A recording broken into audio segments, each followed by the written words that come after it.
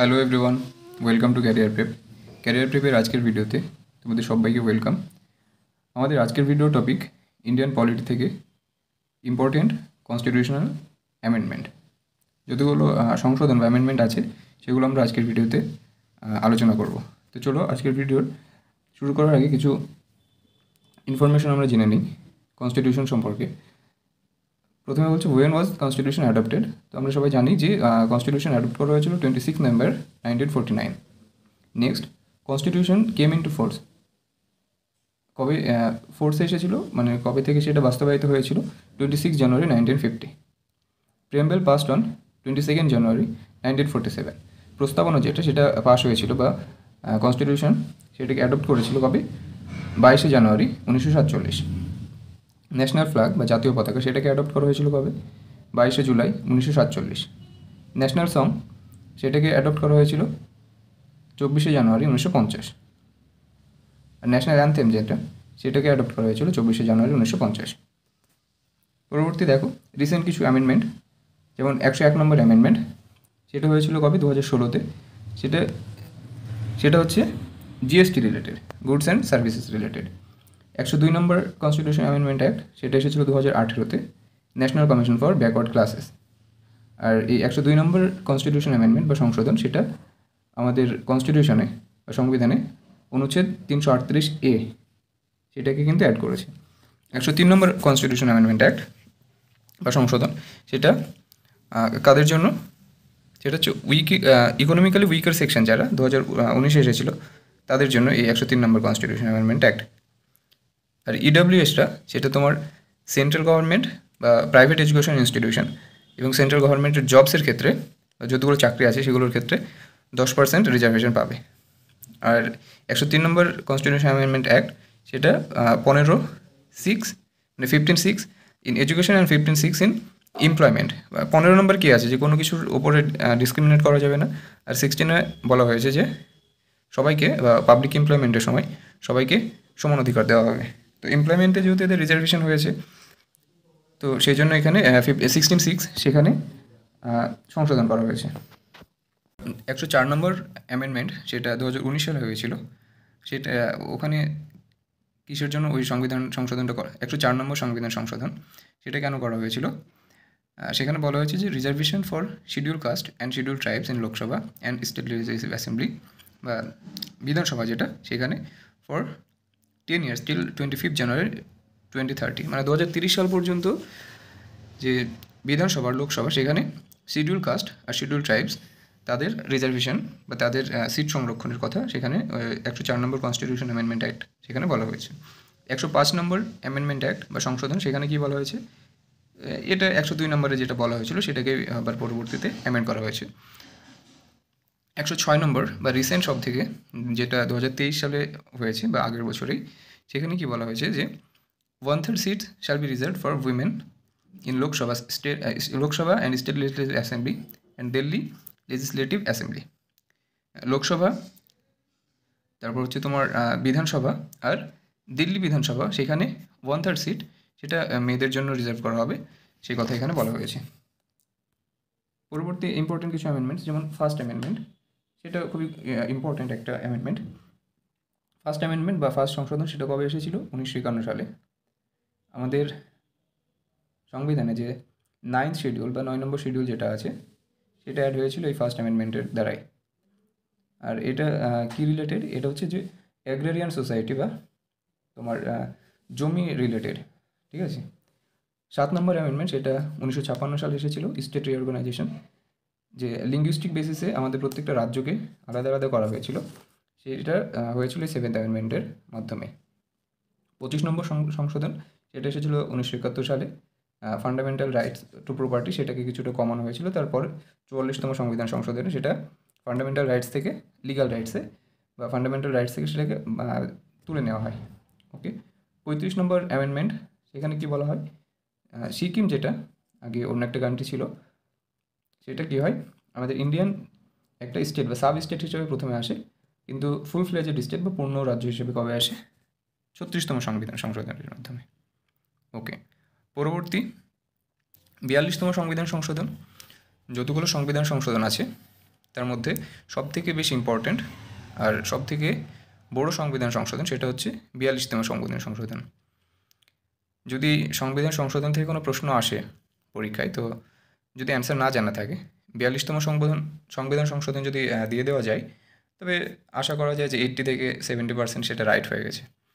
তো দেখো 42তম সংবিধান সংশোধন, এটা অনেক বড় একটা কেস হয়েছিল, কেশবানন্দী ভারতী কেস 1973।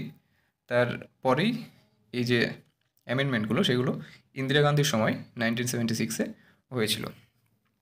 তো এই 1976-এর যে অ্যামেন্ডমেন্ট বা 42তম সংবিধান সংশোধন, সেখানে কী কী হয়েছিল? প্রিয়াম্বেলের মতো যেটা সেখানে একটা অ্যামেন্ডমেন্ট হয়েছে এখনও পর্যন্ত, তো সেটাই 42তম সংবিধান সংশোধন হয়েছিল। তো সেখানে কী সংশোধন হয়েছিল? সোশ্যালিস্ট, সেকুলার আর ইন্টিগ্রিটি, এই তিনটে ওয়ার্ড সেখানে অ্যাড করা হয়েছিল। আর আর্টিকেল 51A বা ফান্ডামেন্টাল ডিউটিস, সেটাকে অ্যাড করা হয়েছিল শরণ সিং কমিটি তার রিকমেন্ডেশনে, এটাকে নেওয়া হয়েছিল ইউএসএসআর। ওকে, তিনটে নতুন ডিপিএসপি সেটাকে অ্যাড করা হয়েছিল।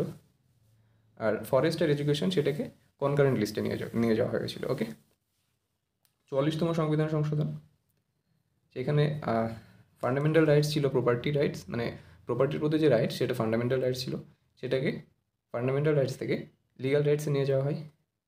আর যে এমার্জেন্সির জন্য ইন্টারনাল ডিস্টারবেন্স এই কথাটা ছিল, এই কথাটাকে চেঞ্জ করে কী করা হয়? আর্মড রেবেলিয়ন এটা করা হয়। 42তম সংবিধান সংশোধন, 52তম সংবিধান সংশোধন, সেটা হচ্ছে 1985-তে এসেছিল। এখানে কি হয়? 10 নম্বর শিডিউল সেটা কনস্টিটিউশনে অ্যাড করেছিল। আর এটা কি রিলেটেড বা কার জন্য এই সংবিধান সংশোধনটা হয়েছিল? সেটা হচ্ছে অ্যান্টি ডিফেকশন ল, তার জন্য। পরবর্তী 61তম, সেখানে আমাদের যে ভোটিং এজ 21 থেকে 18 বছর করা হয়েছিল, সেটা 61তম সংবিধান সংশোধন 1989 এসেছিল। 73তম সংবিধান সংশোধন, পঞ্চায়েতের রাজ সিস্টেম সেটা ইনস্টল করেছিল, প্লাস পার্ট 9 আর 11 শিডিউল সেটাকেও অ্যাড করেছিল। 74তম সংবিধান সংশোধন, সেখানে তোমার মিউনিসিপ্যালিটি বা আরবান লোকাল বডিজ সেটাকে কনস্টিটিউশনাল স্ট্যাটাস দিয়েছিল। পার্ট 9A আর 12তম শিডিউল সেটা অ্যাড করেছিল। আর 86তম যে সংবিধান সংশোধন 2002 সালে এসেছিল, 51A সেটা এনেছিল, অ্যাড করেছিল অ্যাজ এ আর্টিকেল। ওকে, 91তম সংবিধান সংশোধন 101 জিএসটি এনেছিল, এটা ভেরি ইম্পর্ট্যান্ট। 101 নম্বর সংবিধান সংশোধন, এটা কিন্তু খুব ইম্পর্ট্যান্ট। ওকে, আমরা যখন কোশ্চেন প্র্যাকটিস করবো, মানে পরবর্তী সেকশন আমাদের এমসিকিউ যখন আমরা সলভ করবো, তখন দেখবে এই পুরো সেকশন থেকে কিন্তু কোশ্চেন এসেছে। আর যে কোশ্চেনগুলো আছে বা এমসিকিউ যেগুলো আমরা আজকে ভিডিওতে আলোচনা করব, সবগুলো কিন্তু কোনো না কোনো এক্সামে আসা প্রিভিয়াস ইয়ার কোশ্চেন্স। ওকে, দেখো, আর ল্যাঙ্গুয়েজ রিলেটেড অ্যামেন্ডমেন্ট টোটাল এখনও পর্যন্ত 3টে হয়েছে, very very important, VIP. Okay, দেখো, 21st অ্যামেন্ডমেন্ট 1967 বা 21তম সংবিধান সংশোধন, সেখানে সিন্ধি যে ল্যাঙ্গুয়েজটা, এই ল্যাঙ্গুয়েজটাকে 8th শিডিউলে অ্যাড করা হয়েছিল, মানে কনস্টিটিউশনাল স্ট্যাটাস দেওয়া হয়েছিল। 71st অ্যামেন্ডমেন্ট, সেখানে কোঙ্কনি, মণিপুরি আর নেপালি সেটাকে অ্যাড করা হয়েছিল, এই 3টে। আর 92তম সংবিধান সংশোধন, এই সংশোধনের মাধ্যমে 4টে ল্যাঙ্গুয়েজকে, মানে বোডো, ডোংরি, মেথিলি আর সান্তালি, এই 4টে ল্যাঙ্গুয়েজকে কনস্টিটিউশনাল স্ট্যাটাস দেওয়া হয়েছিল। ওকে, এবার আমরা কোশ্চেন কিছু সলভ করব। ওকে, দেখো, ফার্স্ট কোশ্চেন এখানে জিজ্ঞাসা করেছে, ভারতীয় সংবিধান সংশোধন কোন অনুচ্ছেদ অনুযায়ী সংশোধন করা হয়? The Indian constitution can be amended under the provision of, কততম আর্টিকেলের মাধ্যমে ইন্ডিয়ান কনস্টিটিউশন অ্যামেন্ড করি আমরা? First option article 368, article 360, article 356, article 352। তো রাইট অ্যান্সার অপশান এ, আর্টিকেল 368। পরবর্তী প্রশ্ন, দেখো, এই 360 আর্টিকেল, এটা ইন্ডিয়ান কনস্টিটিউশনের যে টোটাল 22টা পার্ট আছে তার 20তম পার্ট, আর এটা হচ্ছে সবথেকে শর্টেস্ট পার্ট। পরবর্তী প্রশ্ন, amendments to the constitution may be initiated, কনস্টিটিউশনে যে অ্যামেন্ডমেন্ট করা হবে তার শুরুয়াত কোথা থেকে করতে হবে? অপশান এ, লোকসভাতেই সেটা ইনিশিয়েট করতে পারবে। Option B, only in the Rajya Sabha. Option C, only in the state legislative assembly, মানে Vidhan Sabha. D, either house of the parliament. শুধু কি লোকসভাতেই সেটা ইনিশিয়েট করা যাবে, শুধু কি রাজ্যসভাতেই, শুধু কি বিধানসভাতেই, নাকি লোকসভা রাজ্যসভা, মানে যে তোমার পার্লামেন্টের দুটো হাউস, লোকসভা আর রাজ্যসভা দুটোতেই। তো রাইট অ্যান্সার হচ্ছে অপশান ডি, পার্লামেন্টের যে কোনো হাউসে। ওকে, পরবর্তী প্রশ্ন, প্রথম সংবিধান সংশোধন বিল কবে উপস্থাপন করা হয়? যে ফার্স্ট অ্যামেন্ডমেন্ট হয়েছিল সেটা কবে হয়েছিল? আমরা ইন্ট্রোডাকশানেই দেখেছি যে ফার্স্ট অ্যামেন্ডমেন্ট অ্যাক্ট সেটা কবে এসেছিল। রাইট অ্যান্সার অপশান বি, 1951, 1951-তে। দেখো, ফার্স্ট অ্যামেন্ডমেন্ট বিল সেটা এসেছিল 1951, আর্টিকেল 31A অ্যান্ড 31B, আর তার সাথে 9 শিডিউল সেগুলো অ্যাড হয়েছিল। ওকে, পরবর্তী প্রশ্ন, when was the special rights and privileges enjoyed by the princely state abolished? আগে কী হতো, যে প্রিন্সলি স্টেট যেগুলো ছিল তাদেরকে সরকার থেকে পেনশন দেওয়া হতো, সেটাকেই প্রাইভিলেজ বলে। সেটা অ্যাবলিশ করেছিল কোন অ্যামেন্ডমেন্টের মাধ্যমে?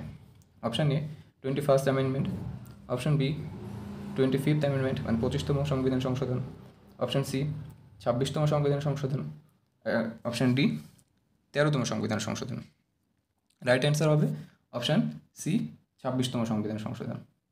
দেখো, special rights and privilege was abolished by 26th amendment in 1971। তো এই 26th অ্যামেন্ডমেন্ট বা 26তম সংবিধান সেটা কবে এসেছিল? 1971, 1971-এ। পরবর্তী প্রশ্ন, সম্পত্তির অধিকার মৌলিক অধিকার থেকে আইনত অধিকার করা হয়েছে। যে ফান্ডামেন্টাল রাইটস ছিল, রাইট টু প্রপার্টি, সেটা প্রথমে ফান্ডামেন্টাল রাইটস ছিল, এটাকে এখন লিগ্যাল রাইটস হিসেবে ধরা হয়। তো এটা কোন সংবিধান সংশোধনের মাধ্যমে করা হয়েছে? দেখো, অপশান এ 38তম, অপশান বি 44তম, অপশান সি 61তম, আর অপশান ডি 42তম। রাইট অ্যান্সার হয়ে যাবে অপশান বি, 44তম সংবিধান সংশোধনের মাধ্যমে সম্পত্তির অধিকার সেটাকে মৌলিক অধিকার করা হয়েছে। মৌলিক অধিকার থেকে বাদ দিয়ে সেটাকে আইনত অধিকার করা হয়েছে। 40তম সংবিধান সংশোধন সেটা এসেছিল কবে? 1978, তখন প্রাইম মিনিস্টার ছিল মোরারজি দেশাই। পরবর্তী প্রশ্ন, which of the following constitutional amendment acts as termed as mini constitution? দেখো, মিনি কনস্টিটিউশন বা সংবিধানের ক্ষুদ্রতম সংস্কার কোন সংবিধান সংশোধনকে বলা হয়? অপশান এ 40তম, অপশান বি 41তম, অপশান সি 42তম, অপশান ডি 44তম। আমরা যখন ইন্ট্রোডাকশানে আলোচনা করছিলাম তখন বললাম যে সবথেকে বেশি সংবিধান সংশোধন যদি করা হয় বা সবথেকে বড় সংবিধান সংশোধন সেটা হচ্ছে 42তম। তাহলে রাইট অ্যান্সার হয়ে যাবে অপশান সি, 42তম সংবিধান সংশোধনকে আমরা মিনি কনস্টিটিউশন সেটা বলে থাকি, অপশান সি। ওকে, পরবর্তী প্রশ্ন, মৌলিক দায়িত্ব সম্পর্কিত সংশোধন কোনটি বা ফান্ডামেন্টাল ডিউটিস সেটা ইন্ডিয়ান কনস্টিটিউশনে যে অ্যাড করা হয়েছে সেটা কোন অ্যামেন্ডমেন্টের মাধ্যমে অ্যাড করা হয়েছে? অপশান এ 42তম সংবিধান সংশোধন, অপশান বি 44তম সংবিধান সংশোধন, অপশান সি 46তম সংবিধান সংশোধন, নাকি অপশান ডি 50তম সংবিধান সংশোধন? রাইট অ্যান্সার হয়ে যাবে অপশান এ, 42তম সংবিধান সংশোধনের মাধ্যমে মৌলিক দায়িত্ব এটাকে সংবিধানের আওতায় আনা হয়েছিল। দেখো, ফান্ডামেন্টাল ডিউটিস সেটা 42তম সংবিধান সংশোধনে 1976 ইউএসএসআর রাশিয়া সেখান থেকে নেওয়া হয়েছে। রিকমেন্ডেশন কে করেছিল? শন সিং কমিটি। আর ফান্ডামেন্টাল ডিউটিস সেটাকে যখন কনস্টিটিউশনের মধ্যে আনা হয় তখন টোটাল 10টা ফান্ডামেন্টাল ডিউটিস আনা হয়েছিল। 1986 তখন যে এডুকেশনকে ফান্ডামেন্টাল ডিউটিসের মধ্যে নেওয়া হয়েছিল তখন আরও একটা অ্যাড হয়, দিয়ে টোটাল এখন 11টা ফান্ডামেন্টাল ডিউটিস আছে। কিন্তু যখন এটাকে কনস্টিটিউশন আনা হয়েছিল তখন টোটাল 10টা কিন্তু তোমার মৌলিক দায়িত্ব বা ফান্ডামেন্টাল ডিউটিস যেটা ছিল। পরবর্তী প্রশ্ন এখানে জিজ্ঞাসা করেছে, দলবদল বিরোধী আইন কততম সংবিধান সংশোধন আনা হয়েছে? By which amendment act the anti defection law was introduced?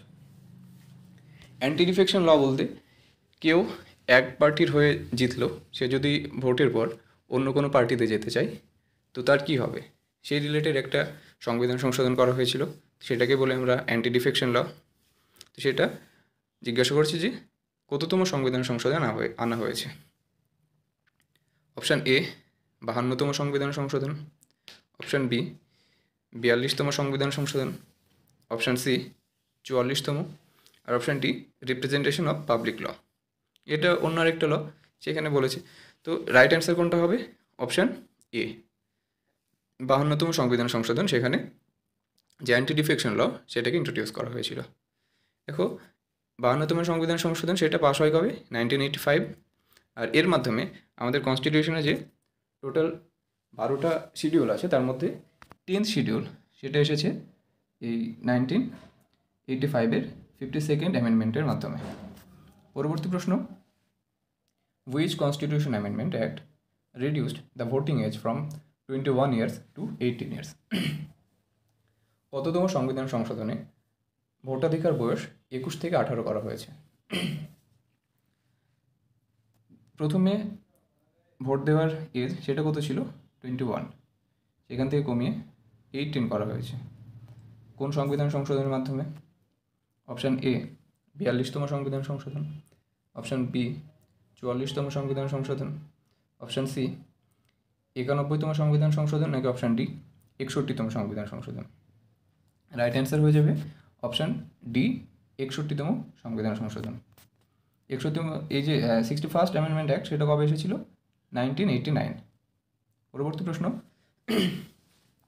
By which amendment of the constitution Delhi has been made national capital region or NCR?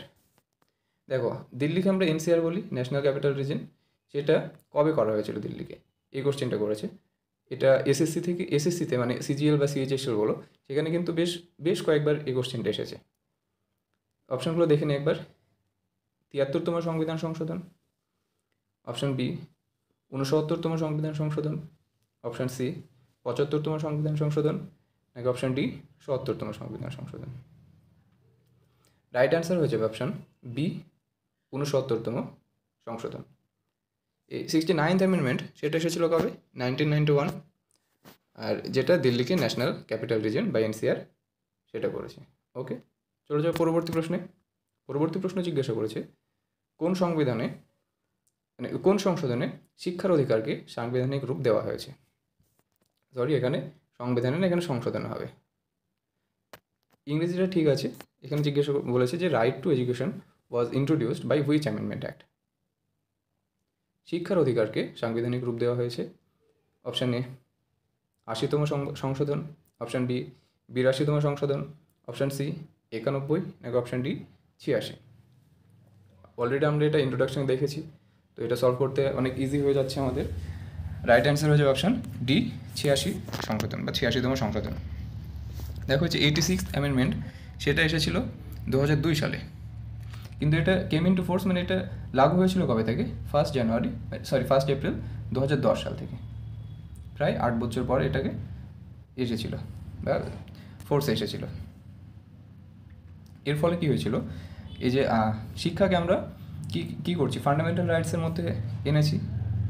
এবার নতুন তো একটা কোনো আর্টিকেল আসবে সংবিধান মানে ফান্ডামেন্টাল রাইটসের মধ্যে, কোন আর্টিকেলটা এসেছিল সেটা হচ্ছে আর্টিকেল 21A।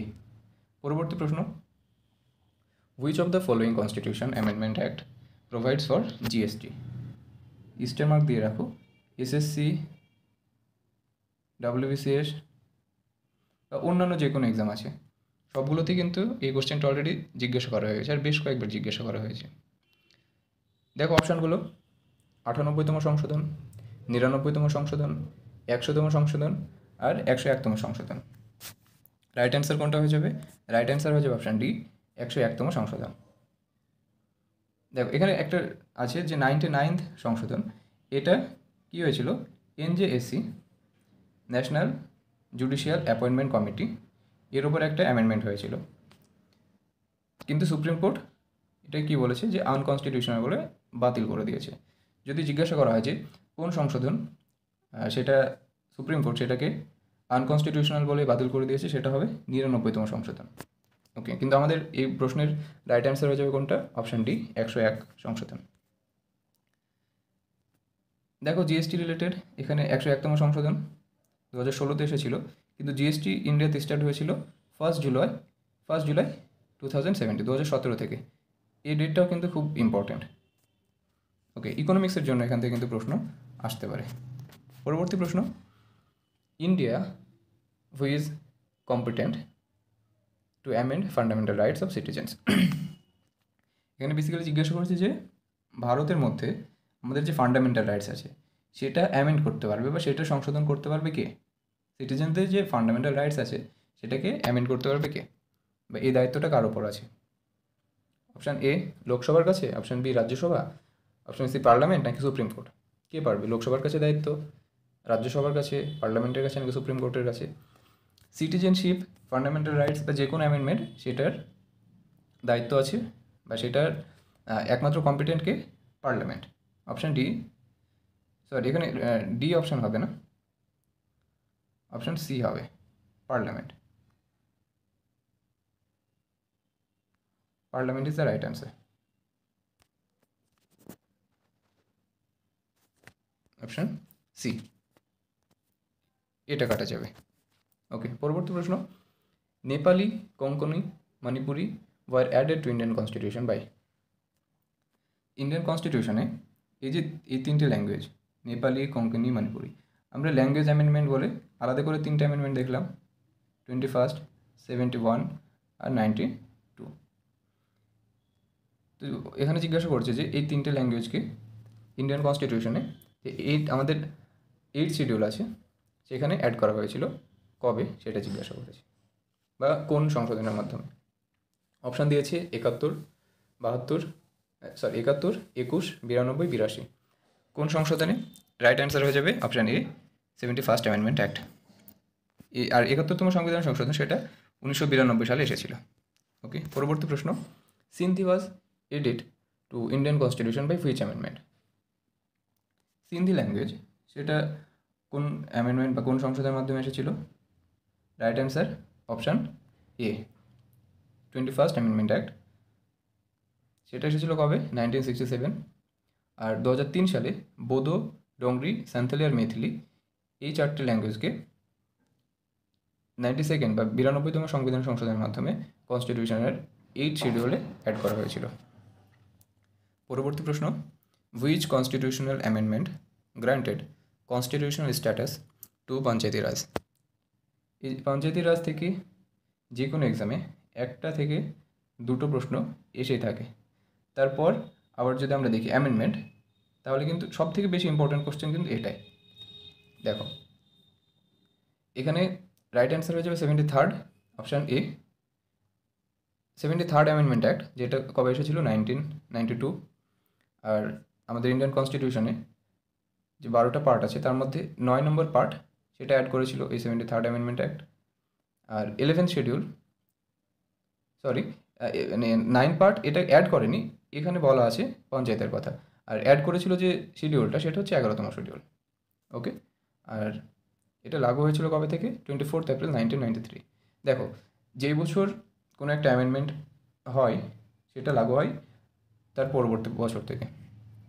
ওকে, কিছু হয়তো তার অনেক বছর বা অনেক লেটও হতে পারে, যেমন 86th অ্যামেন্ডমেন্ট অ্যাক্ট 2002-এ পাস হয়েছিল, কিন্তু সেটা কেম ইন্টু ফোর্স কবে হয়েছিল? 2010 সাল থেকে।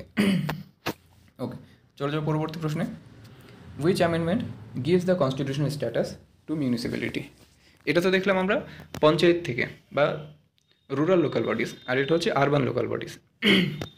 তো সেটাকে কনস্টিটিউশনাল স্ট্যাটাস কোন অ্যামেন্ডমেন্টের মাধ্যমে দেওয়া হয়েছিল? পঞ্চায়েত যখন দেওয়া হয়েছিল তার পরের অ্যামেন্ডমেন্টে এটাকেও দেওয়া হয়েছিল। তো রাইট অ্যান্সার হয়ে যাবে অপশান বি, 74তম সংশোধন। 74তম সংশোধন সেটা কবে এসেছিল? 1992 সালে এসেছিল।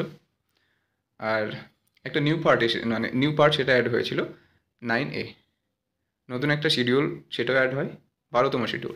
তাহলে দেখো টোটাল এখনও পর্যন্ত আমরা দেখলাম যে আগের ভিডিওতে আমরা দেখেছিলাম যে ইন্ডিয়ান কনস্টিটিউশনে টোটাল কটা শিডিউল ছিল?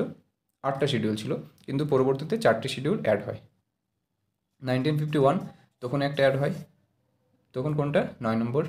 1989 52nd অ্যামেন্ডমেন্ট অ্যাক্ট, তার মাধ্যমে যে 10তম সংবিধান সংশোধন, 10তম শিডিউল সেটা অ্যাড করা হয়। আর 73তম সংবিধান সংশোধন, তার মাধ্যমে 11তম শিডিউল সেটাকে অ্যাড করা হয়। আর যে 74তম সংবিধান সংশোধন, তার মাধ্যমে 12তম অ্যামেন্ডমেন্ট বা 12তম শিডিউল সেটাকে অ্যাড করা হয়। পরবর্তী প্রশ্ন, সরি, আজকের ভিডিও এখানেই শেষ।